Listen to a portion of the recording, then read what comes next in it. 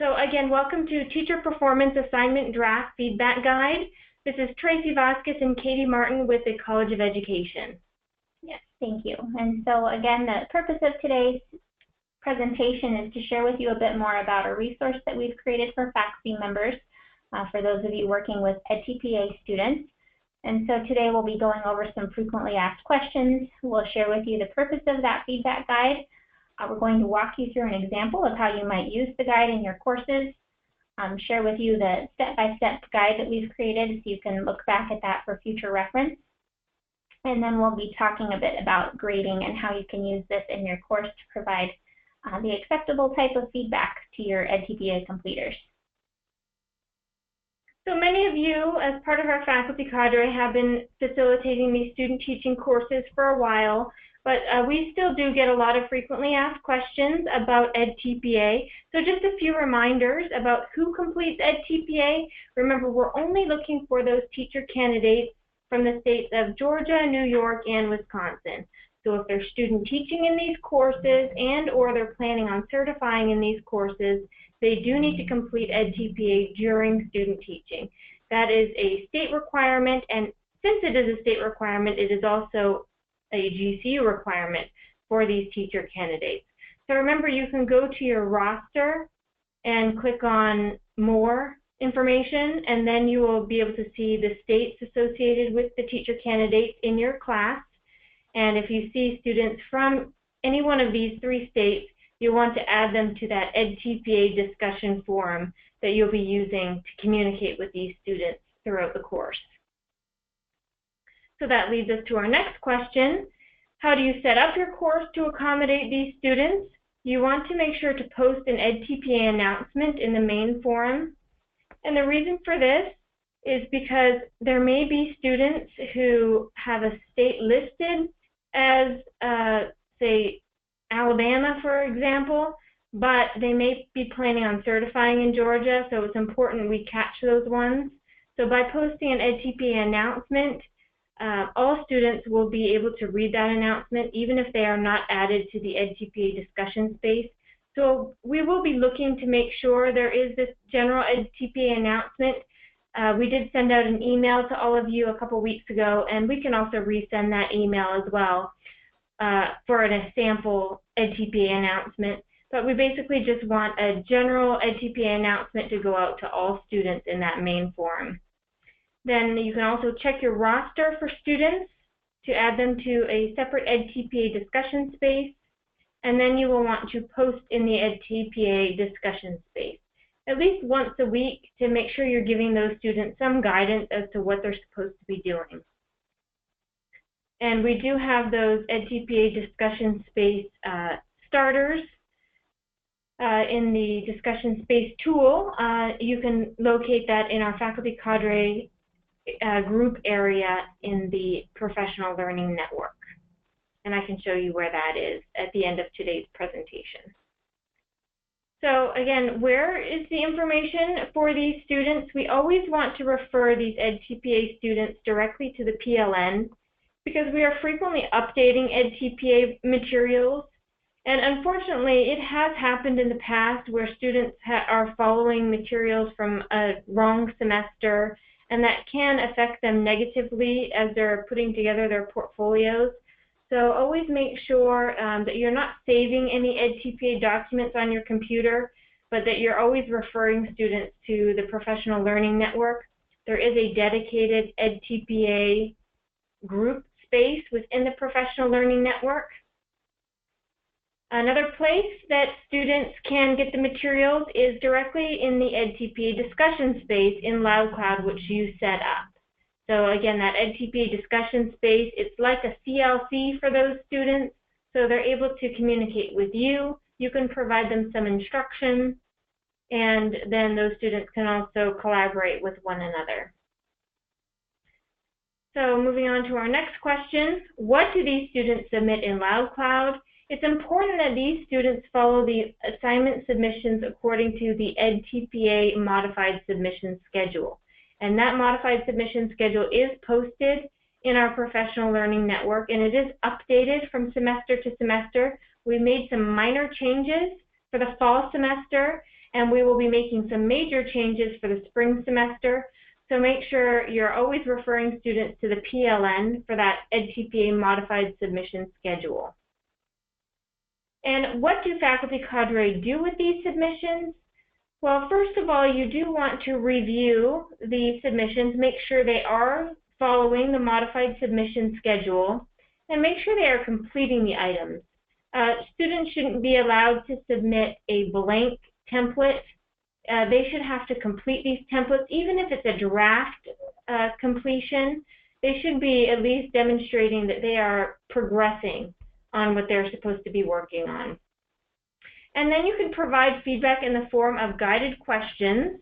I know some of you have experimented with that form of feedback in the past, and I applaud you on that. Some of you are still a little unsure about how to formulate that type of feedback, and that's one of the main reasons why we've developed this teacher performance assignment feedback guide. And we've created this guide because it will free you from having to come up with these guided questions on your own. You'll just take a look at the assignment submission according to the modified submission schedule, and you'll give the students some feedback on this feedback guide.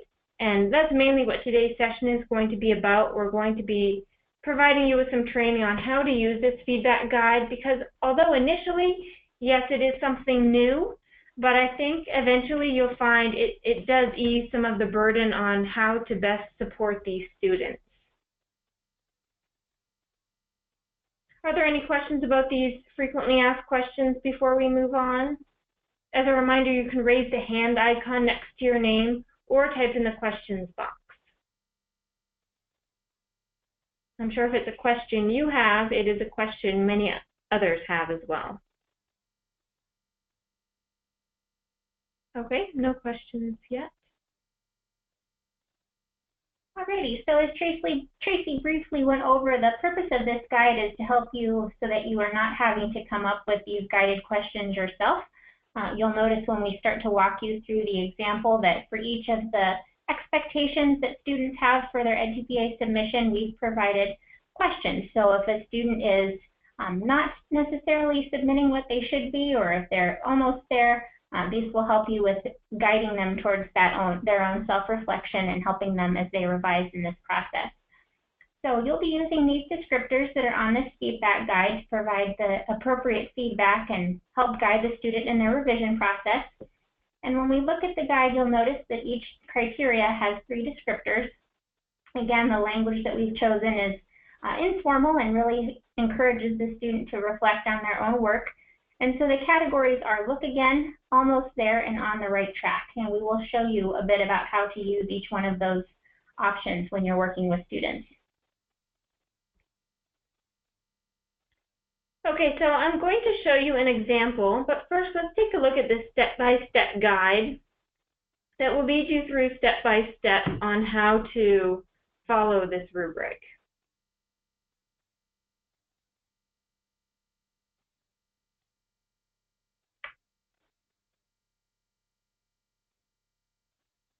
So you'll be using the descriptors, look again, almost there, and on the right track, as you provide appropriate feedback and you guide the candidate in their revision process. You'll also notice, not shown here in this first image, but we'll show you in just a moment, is there is a column at the beginning of this rubric that's for independent teacher candidate reflection, and it's intended for the teacher candidate to use even before they submit their item to you for scoring, and it helps them think through what the expectations are and kind of give themselves feedback so that they're able to improve their submission as they go. And you're also going to see that there's a not applicable descriptor, which is going to be used because some particular assignment submissions don't really fit in with the criteria. We've tried to make this rubric as general as possible so that it will be fitting for whichever modified assignment submission you're looking at from week to week. But occasionally you will find there is an assignment submission that doesn't apply with every criteria. So in that area, you'll be using not applicable. For example, Lesson plans do not require reflection, so if you're looking at lesson plans as a modified assignment submission, in the reflection column, you'll be marking not applicable. So to use this, you'll be copying and pasting the teacher performance assignment draft feedback guide at the end of the teacher candidate submission, and then you'll just simply highlight the applicable guided questions and descriptors. So the feedback will be given on the guide.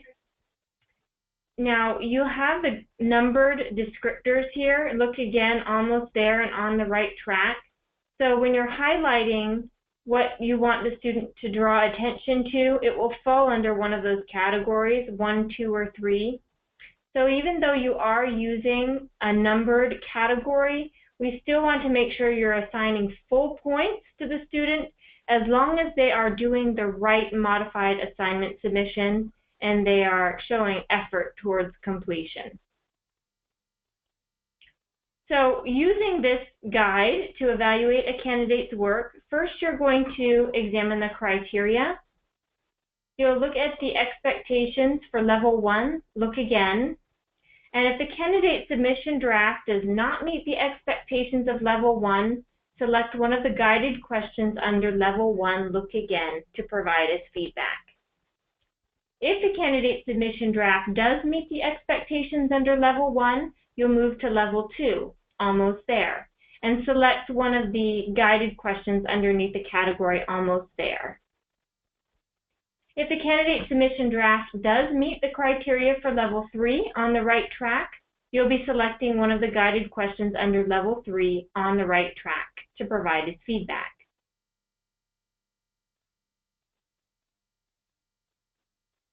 So for example, if you are assessing the candidate's use of templates and prompts, you'll look at the first category here, look again, and if the candidate has not used the appropriate templates and prompts, you'll select one of the guided questions under look again to provide as feedback. If the candidate has used the appropriate template and prompts, examine the criteria under level 2, almost there. And just as a reminder, the templates and prompts are what the EdTPA expectations are. Many of you have seen the planning commentary template, or the instructional commentary template, or the assessment commentary template. EdTPA does have specified templates for those, which are similar to like a worksheet that you might see, where there's questions and then there's spaces for students to write in their response. So the questions are the prompts and the student responses are written underneath those prompts. So it is a very specified template the student has to fill out. We do have those housed on our professional learning network, but it is important that the candidate use those templates and prompts even when they're just working on their assignment submissions to you, their faculty member. We want to make sure they're getting familiar with those templates, they know where they are, and they understand it is important to use those. So if the candidate has used the appropriate templates and prompts, you'll select some criteria under level 2, almost there. Next, you'll determine if the candidate is responding to each prompt and is using information specific to the students in his or her teaching class. If the candidate has not responded to each prompt using information pertaining to his or her particular student teaching class, you'll select one of the guided questions under almost there to provide as feedback. So, as you notice, your critique is getting more and more in depth as you're moving to the right on this template, just as you would for any standard rubric. You're now looking at the complexity of the responses and the details provided. If the candidate has met the criteria for level 3 on the right track, you'll select one of the guided questions under on the right track to provide its feedback.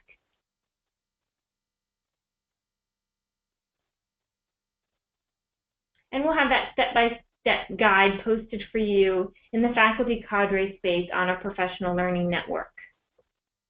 Next, I want to show you the Teacher Performance Assignment Draft Feedback Guide. This is the full guide. You'll notice it is like a rubric. We don't call it a rubric because you're not assigning points or scores, so we like to call it a feedback guide. But you'll notice on the far left is the category, templates and prompts is the first one noted here. And then the first column is the independent teacher candidate reflection column. This is the column the teacher candidate will use. So if I'm a teacher candidate, I read the performance assessment requires you to use and fully complete the specific template. So now I know I do need to use specific template. And then there's questions here to help me reflect. Am I using the prompts templates correctly? Am I following GCU's modified assignment schedule? So as an instructor, you don't necessarily need to look at those independent teacher candidate reflection questions, but if a student is submitting something to you that does not meet these basic expectations, you can remind them that they should be looking for self-critique through this independent teacher candidate reflection column prior to submission to you. And then you can start with column 1, look again. Have you submitted the assignment draft in accordance with GCU's modified assignment submission schedule? So if they're submitting something to you that is not noted on the modified assignment submission schedule for that week, you'll want them to look again. So you can highlight that question there and direct them to follow the modified assignment submission schedule. Or perhaps it's that they're not using the right template. So you can therefore highlight that question. Maybe you also want to make sure they're using the correct program for the handbook template for their draft. So that would be, if the student is early childhood, make sure they're using the early childhood handbook or template and not something that's for secondary, for example.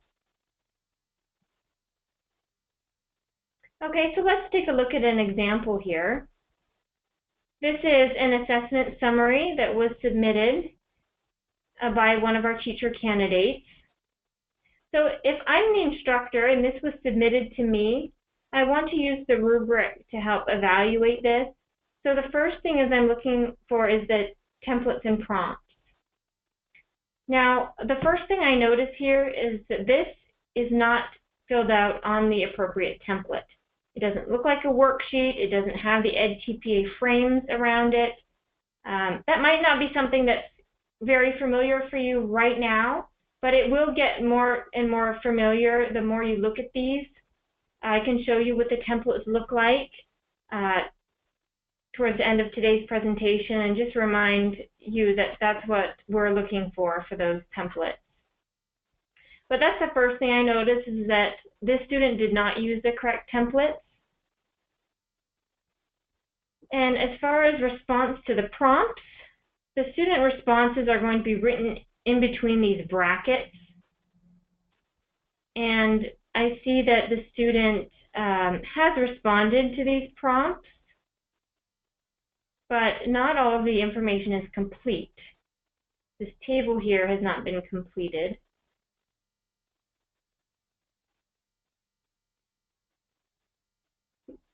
And it looks like generally the prompts have all been responded to. There's some student work samples provided.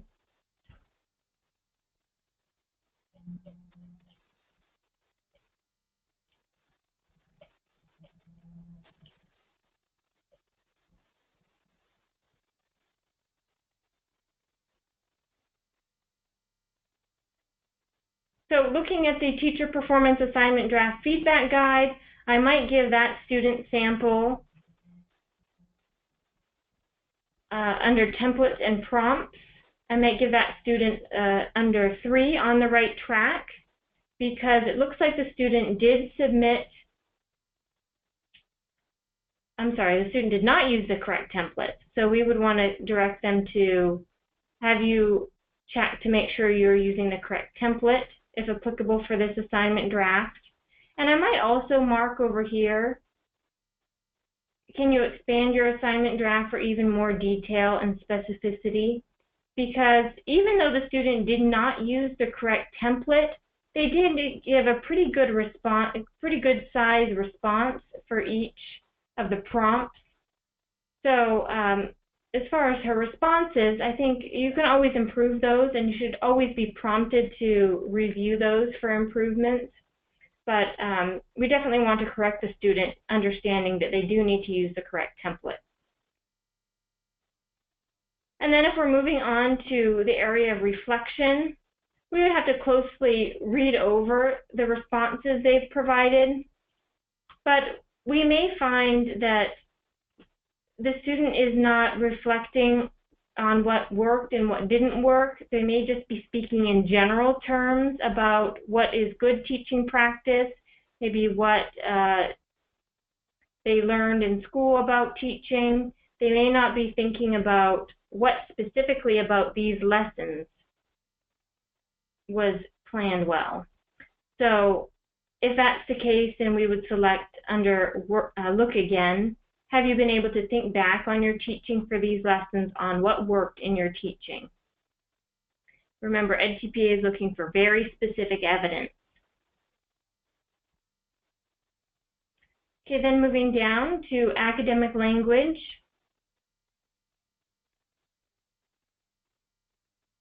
Again, without fully analyzing that example, we may find that the student did not use academic language that fully aligned with the central focus of the lessons. And so if that's the case, we may select under 2, Almost There. Does your attention to the academic language align to the central focus of the selected lessons? Do you demonstrate attention to both modeling and requiring academic language use from your students? Again, all of this should be very clearly and plainly laid out in their response. If it's not, they need to look again. They need to pay careful attention to that, because the scores are going to want it plainly laid out for them. The responses should be built with the prompts in mind. It should be very clear that they are including responses that address those prompts. Okay, moving to the next one, sources. Now, the student is expected to use quality sources to support their statements. So if they're not properly citing sources or they're not using sources, we would select under Look Again. Did you use additional sources and properly cite your sources? Organization. It is expected for teacher candidates to present their material in an organized fashion, using paragraph breaks, building on information, making it flow and easy to understand. So perhaps you may find, are there ways you could reorganize your assignment submission to improve the flow? And of course, mechanics of writing. Making sure that they have a correct grammar for the most part. The students won't be judged on grammar in their EdTPA, but we would hate for that to come into play where it makes it hard to understand what they're trying to express because of spelling or grammar errors.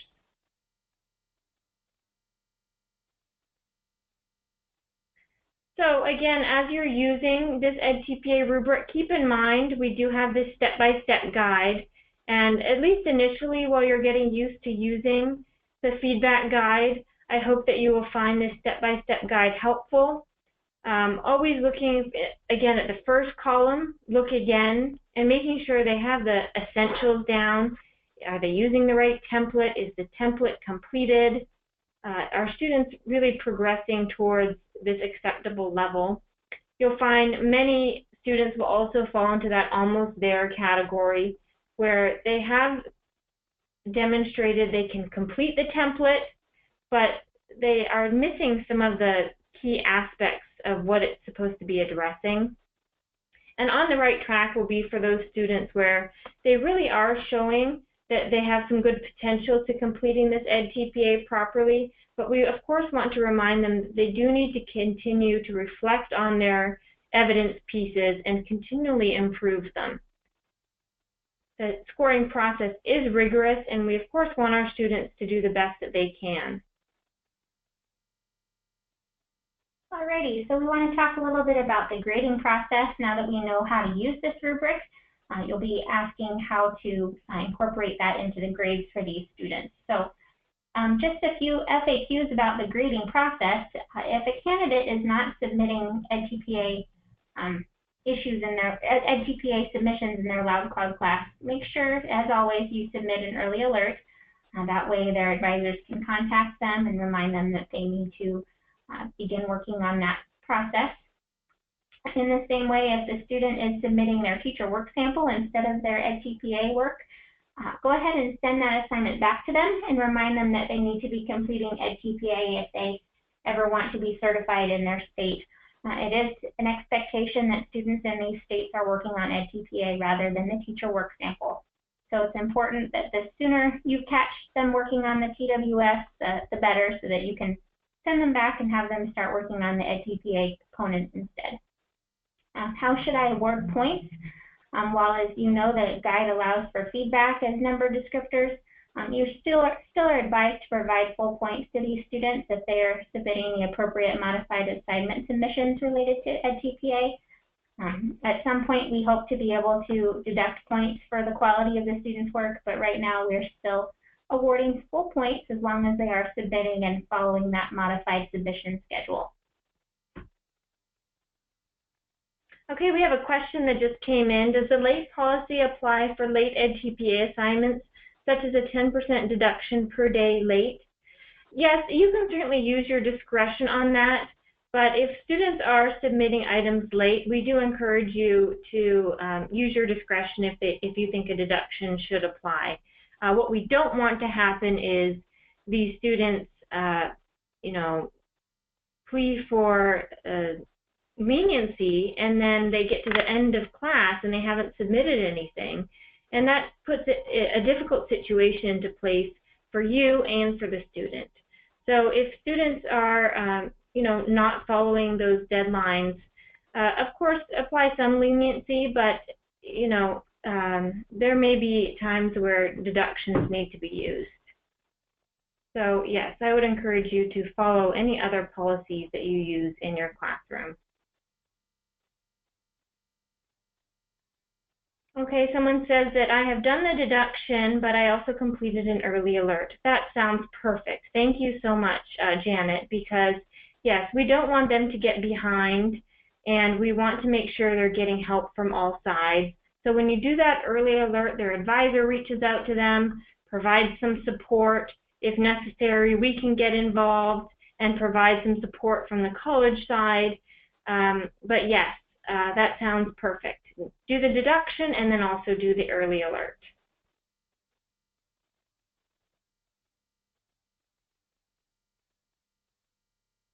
Okay, we have another question here. Shelley? Hi, I have a question about quality. If the quality is poor, do we still not deduct points? Correct. You will not deduct points, but you will use that rubric. If you do choose to use that rubric, you can use the Look Again category, which is the lowest category under 1, because highlighting those questions under Look Again should hopefully prompt the student that they need to make some drastic improvements, or they will not be doing well with EdTPA.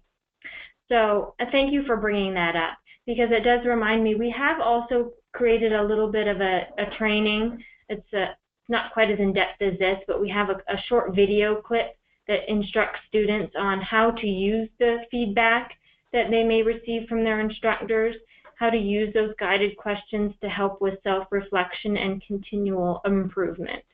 So we will be posting that video on our Professional Learning Network, where you can also link students there so they can review that clip as well. But Thank you. Yeah, thank you. Yeah, so ultimately, and what sparked this whole feedback guide is because we know sometimes it's difficult to provide these guided questions, but you know as well as us when students submit something that's of poor quality work that may not score well with EdTPA. So we all want to be empowered with some way to provide these students some guidance as to, you need to get this together, you need to make some big improvements. And while we can't tell them that exactly, we can provide them with these guided questions to help them think through ways to improve them on their own.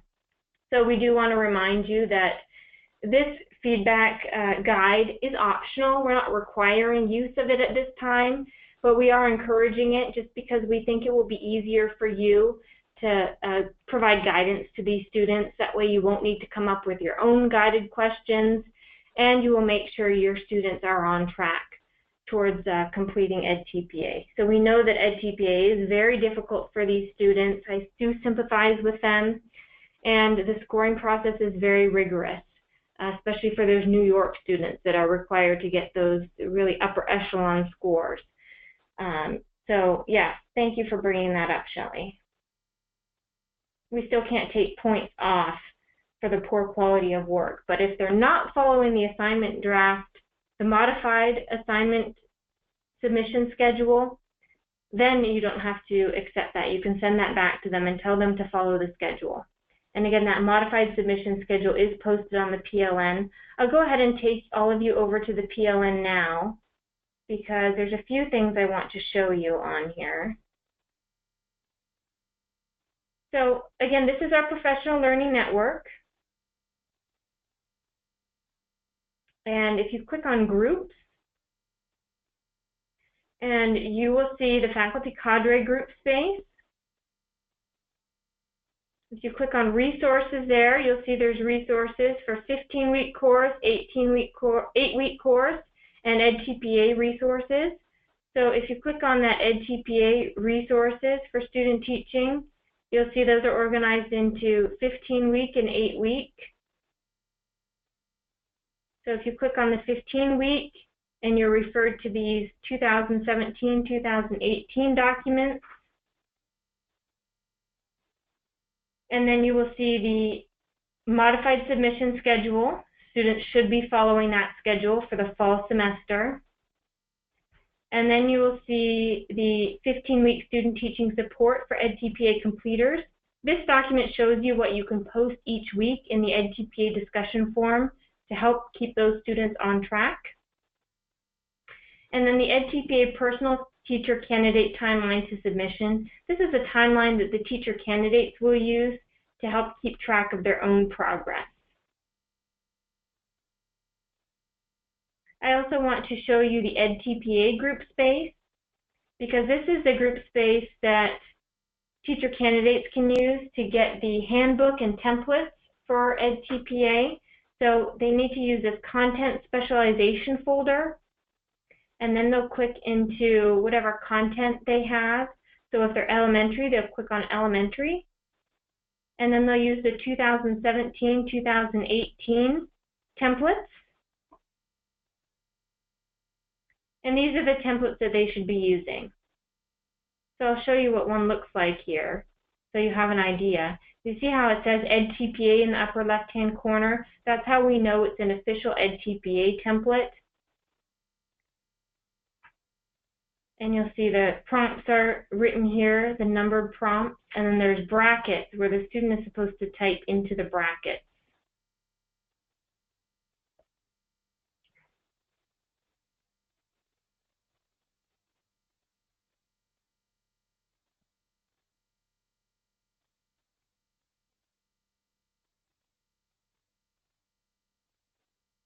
Okay, another question here. In the beginning, we were supposed to post the modified submission schedule. Now we should not, but should point them towards the PLN.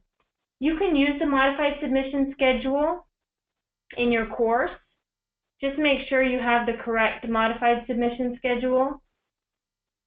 Make sure you're using the one that was just freshly posted here for the semester. So if you go to Faculty Cadre and Resources, if you're the 15-week course, 8-week course. Oh, and here's EdTPA resources. So then if you're the 15-week course, you'll select the 15-week folder, the 2017-2018, and here you'll see the modified teacher candidate submissions. So if you'd like, you can just provide them the link to that, or you can download that by clicking on Actions and Download. If you want to send them the link to this page, you can, well, this is in the Faculty Cadre group space, so you can't link directly to this, but you can direct students to the modified submissions in the EdTPA group space, in the General Information folder.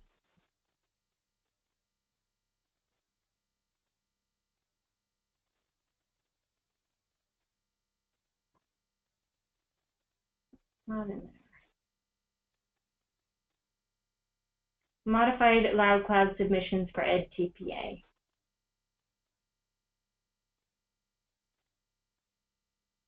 So here's the 15-week modified teacher candidate submissions. Right now it looks like there's a lot in this folder, but students aren't going to see all of that. I only have the items that are relevant and viewable. So yes, if you'd like to post a modified submission schedule, that's great.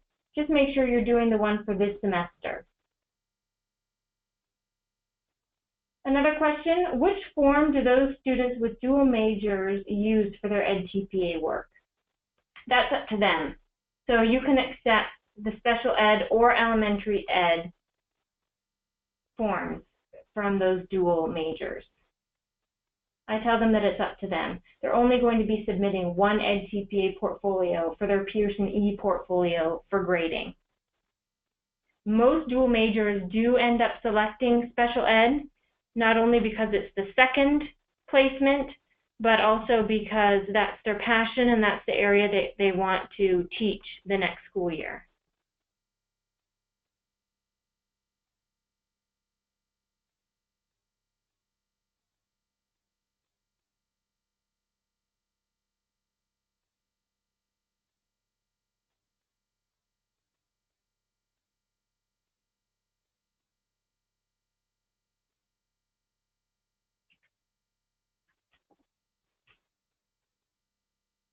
Okay, what other questions do you have? Let me just show you this one more time. I know there's a lot of navigation here.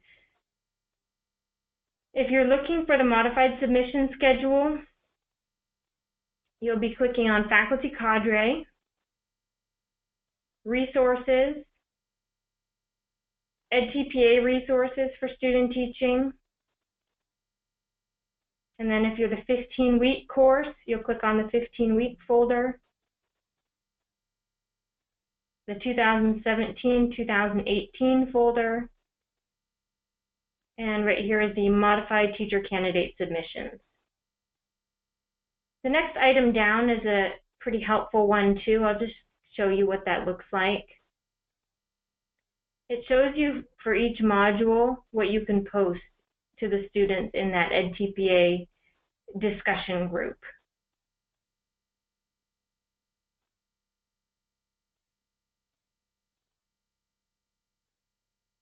And you'll see we have embedded links here to help them. So that way you don't have to go looking for those items on the PLN. You can just post this content and they'll have the links right there.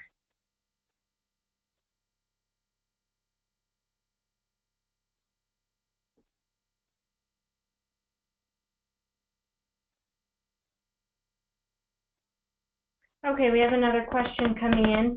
Do we use the 15-week for all students? How do we determine their handbook? Are they telling us? Okay, so no, you do not use the 15-week for all students. 15-week or 8-week is referring to the length of the course. So if the Loud Cloud course you're teaching is 15 weeks, you'll use the 15-week resources. If the Loud Cloud course you're teaching is 8 weeks, you'll use the 8-week resources. And that goes the same even for these general resources that aren't EdTPA related. You'll see here 15-week course materials and 8-week course materials. So no, the 15-week and 8-week refer to the length of time for the class. Next question was, how do we determine their handbook? They have to select their handbook. We do leave that up to them, but they should know if they're selecting their handbook or if they're asking you for guidance, they need to select the handbook. They must select the handbook that aligns with their GCU program, the certification that they're seeking, and the positions which they intend on applying for as teachers. So we do have a tool to help them with this selection for the Georgia students. If you go to the EdTPA group space and scroll down, you'll see this tool, Aligned Program to Assessment Areas. That's a tool that helps our Georgia teacher candidates select the correct handbook. But if a student is unsure about the handbook that they're selecting, always have them check with their counselor. Refer them back to their field experience counselor. We know those counselors previously as teacher education specialists or TEDs. Now they're called field experience counselors. So if a student is not sure about the handbook that they're using, or if you're not sure about the handbook that they're using, have them consult with their field experience counselor.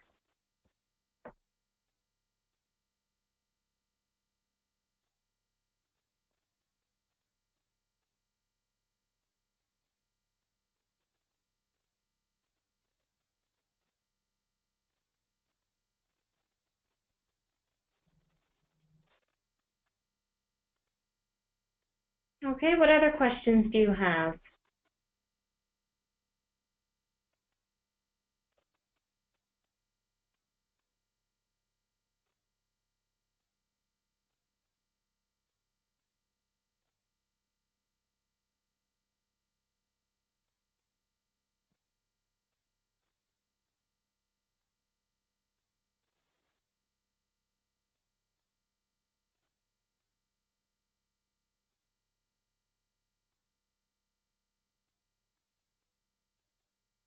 Okay, well, thank you for joining us today.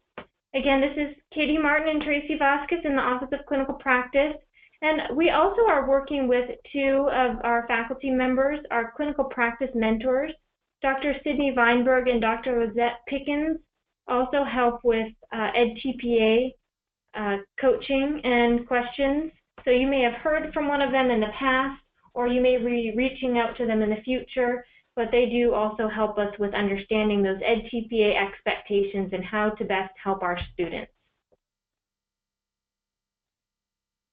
So I will be posting a recording of today's presentation as well as the PowerPoint for you in our faculty cadre group space, but I do hope that you do choose to use this feedback guide to help the students.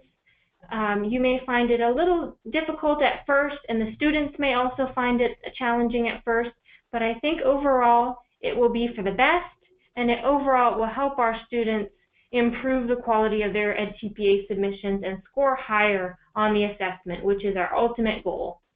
So again, thank you all for all you do, and I'll stay on the line a couple more minutes in case anyone has any remaining questions. But thank you and have a nice day.